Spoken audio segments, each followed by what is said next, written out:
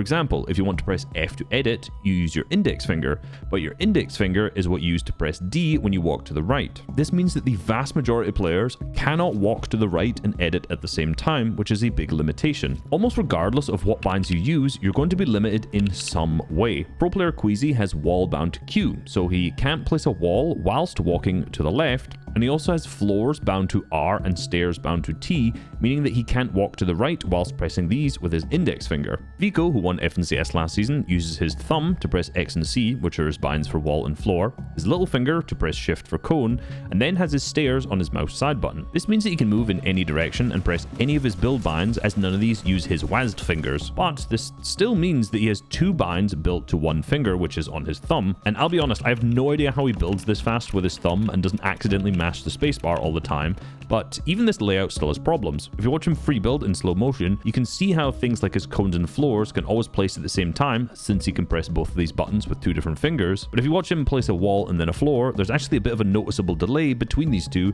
as he has to move his thumb from C to X. Then to edit with E, he still has to move his index finger off of D, so like most people, he can't walk to the right and edit. And then there's also Scroll, who with just under $75,000 earned, has all 4 of his build binds on his mouse. Scroll presses Q to switch between his weapons to open his build menu, and then he uses the scroll wheel to select which build he wants to place. It also seems like he doesn't have reset building choice enabled either, which means that when he switches to his build bar, it doesn't automatically reset to a wall like it does for most people on controller. Instead, it pulls out the last build piece he used, and then he has to scroll up or down to select the correct build piece. The only exception to this is that he uses the mouse button for cone, which allows him to press the floor and then the cone quickly, creating a double instantly. I won't lie, he's not Peterbot, okay? His mechanics are not that cracked. He builds way less than any other pro. He plays slowly, but he understands angles and peaks very well, and he's really good at getting in the box. His aim is amazing,